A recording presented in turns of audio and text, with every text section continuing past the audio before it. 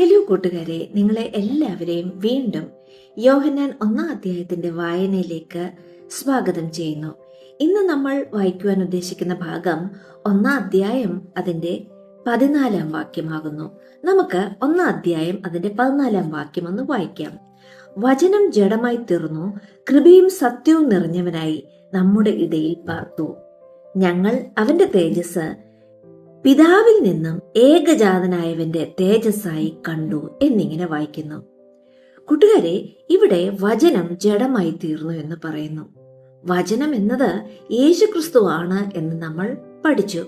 ഈ വചനം പിതാവായ ദൈവത്തിന്റെ അടുക്കലായിരുന്നുവെന്നും ആ പിതാവിന്റെ അടുത്ത് നിന്ന് അവൻ ജഡമായി തീർന്നു, കൃപയും സത്യവും നിറഞ്ഞവനായി മനുഷ്യരുടെ ഇടയിൽ പാർത്തു എന്നിങ്ങനെ. ഇതിനെക്കുറിച്ച് നമുക്ക് ബൈബിൾ എന്താണ് കൂടുതലായി പറയുന്നതെന്ന് നമുക്കൊന്ന് നോക്കാം. നമുക്കെല്ലാവർക്കും ഫിലിപ്പിയരുടെ ലേഖനം 2-ാം അധ്യായം അതിന്റെ 7-ാം വാക്യത്തിലേക്ക് നമ്മുടെ ശ്രദ്ധ തിരിക്കാം. അവിടെ ഇങ്ങനെ വായിക്കുന്നു: അവൻ ദൈവരൂപത്തിൽ ഇരിക്കെ ദൈവത്തോടുള്ള സമത്വം മുറുകെ പിടിച്ചു കൊള്ളണമെന്ന് വിചാരിക്കാതെ ദാസരൂപം എടുത്തു.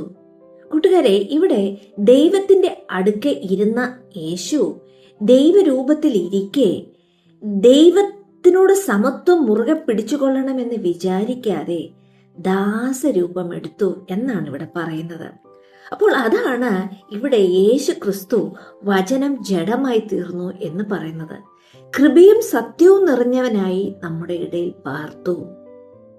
പിതാവിൽ നിന്നുള്ള കൃപയും സത്യവും നിറഞ്ഞവനായി യേശു ക്രിസ്തു മനുഷ്യരുടെ ഇടയിൽ പാർത്തു എന്ന്.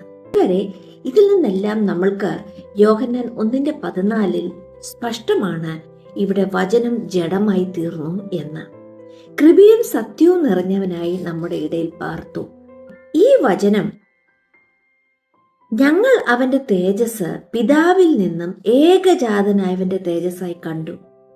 അപ്പോൾ യേശുക്രിസ്തു മനുഷ്യനായി ഈ ഭൂമിയിൽ വസിച്ചപ്പോൾ തങ്ങളോട് വസിച്ചിരുന്നവർക്ക് എല്ലാം യേശുവിനെ കണ്ടപ്പോൾ പിതാവിന്റെ തേജസ് അവനിൽ കണ്ടു. അതും പിതാവിൽ നിന്നും ഏകജാതനായവന്റെ തേജസ്സായി കണ്ടു എന്നാണ് പറയുന്നത്. അപ്പോൾ പിതാവിനെ കണ്ടെന്നല്ല പറയുന്നത്, പിതാവിൽ നിന്നും വന്ന തന്റെ ഏകജാതനായവന്റെ തേജസ്സായി കണ്ടു എന്നാണ് ഇവിടെ പറയുന്നത്.